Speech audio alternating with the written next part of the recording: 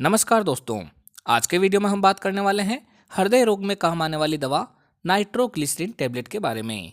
आज हम जानेंगे कि ये टेबलेट कौन सी कैटेगरी की दवा है, इसके कौन कौन से पॉपुलर ब्रांड नेम मार्केट में आते हैं, इस टेबलेट का उपयोग कहाँ कहाँ किया जाता है, इसके क्या क्या साइड इफ़ेक्ट है, इस टेबलेट को कितनी मात्रा में वे कब लेने की सलाह दी जाती है और इसे लेते समय क्या क्या सावधानियाँ रखनी चाहिए।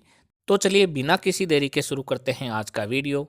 मैं हूं आपका दोस्त फार्मासिस्ट आरपी और आप देख रहे हैं आपका अपना YouTube channel medicine info. Nitroglycerin को हम ग्लिसरील ट्राई नाइट्रेट भी कहते हैं तथा शॉर्ट में इसे एनटीजी अथवा जीटीएन टेबलेट भी कहा जाता है। ये नाइट्रेट क्लास की दवा है जो कि हार्ट रिलेटेड प्रॉब्लम को ठीक करने के लिए प्रयोग में लाई जाती है। ये दवा मार्केट में स्प्रे फॉर्म में, नाइट्रोग्लिसरीन इंजेक्शन के फॉर्म में तथा नाइट्रोग्लिसरीन टेबलेट के फॉर्म में मिल जाती है, लेकिन इस वीडियो में हम नाइट्रोग्लिसरीन टेबलेट के बारे में ही बात करेंगे।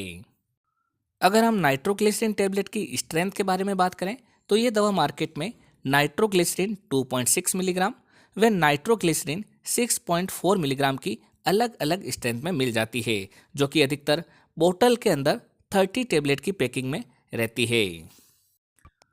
अगर हम नाइट्रोग्लिसरीन टेबलेट के पॉपुलर ब्रांड नेम की बात करें तो वो है मोदी मुंडी फार्मा प्राइवेट लिमिटेड की नाइट्रोकोंटिन टेबलेट, मैनकाइंड फार्मा की नाइट्रोलॉन्ग टेबलेट, इंटास फार्मा की मोनिट जीटीएन टेबलेट, ट्रोइका फार्मास्यूटिकल की मायोनिट एसआर टेबलेट व एबोट फार्मा की जीटीएन सोर्बिट्रेट टेबलेट। दोस्तों ये दवा आपके एरिया वाइज व डॉक्टर वाइज अलग अलग ब्रांड नेम से मिलेगी। आप इसकी जेनेरिक फॉर्म यानी कि नाइट्रोग्लिसरीन के नाम से आने वाली दवा भी खरीद सकते हैं। जेनेरिक फॉर्म भी उतनी ही इफेक्टिव रहती है जितनी की branded form. Nitroglycerin tablet heart related सभी प्रॉब्लम को ठीक करने में प्रयोग में लाई जाती है। यदि किसी व्यक्ति को एंजाइना पेक्टोरिस हो गया हो जिसका मुख्य कारण है हृदय की मांसपेशियों को पर्याप्त मात्रा में ऑक्सीजन युक्त रक्त नहीं मिलना, इसके कारण व्यक्ति की छाती में दर्द होना, चेस्ट में दबाव महसूस होना, जकड़न व भारीपन महसूस होना आदि शामिल रहते हैं तथा ये दर्द छाती से कंधे, बाहों, गर्दन, जबड़े या फिर पीठ तक फैल सकता है। तब ऐसी कंडीशन में डॉक्टर द्वारा ये दवा प्रेस्क्राइब की जाती है। इसका अगला उपयोग है एक्यूट मायोकार्डियल इन्फेक्शन में, जिसे हम सामान्य भाषा में हार्ट अटैक भी कहते हैं। उस समय भी ये दवा प्रेस्क्राइब की जाती है। ऐसी स्थिति में व्यक्ति के चेस्ट में पेन होना, लेफ्ट शोल्डर व लेफ्ट आर्म में पूरा दर्द होना, गर्दन की लेफ्ट साइड में दर्द हो सकता है तथा साथ ही मरीज को पसीना आ सकता है। तब ऐसी कंडीशन में भी ये दवा डॉक्टर द्वारा प्रेस्क्राइब की जाती है। यदि किसी व्यक्ति को हाइपरटेंशन की शिकायत हो यानी कि हाई ब्लड प्रेशर की शिकायत हो तब भी ये दवा डॉक्टर द्वारा प्रेस्क्राइब की जाती है।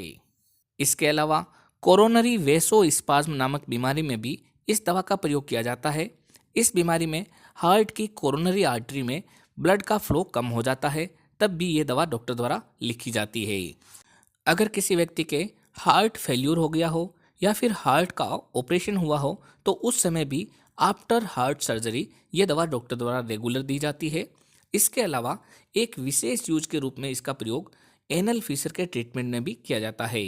अगर किसी व्यक्ति को फीसर हो गया हो जो कि पाइल्स की प्राइमरी स्टेज है तो उसमें भी एनटीजी की लो डोज देकर इसे ठीक किया जाता है। सामान्यतः इस टेबलेट को दिन में 1 अथवा 2 बार मरीज की आवश्यकता अनुसार दिया जाता है। शुरुआती डोज में 2.6 मिलीग्राम की टेबलेट दी जाती है।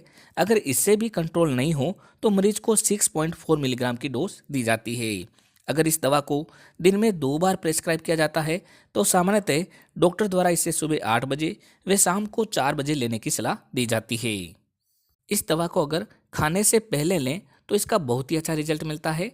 ये दवा सब लिंगुअल टेबलेट के फॉर्म में भी अवेलेबल है जो कि जीभ के नीचे रखने में काम में ली जाती है, जो कि 0.4 मिलीग्राम की स्ट्रेंथ में अवेलेबल रहती है तथा इमरजेंसी के दौरान जीभ के नीचे रखी जाती है।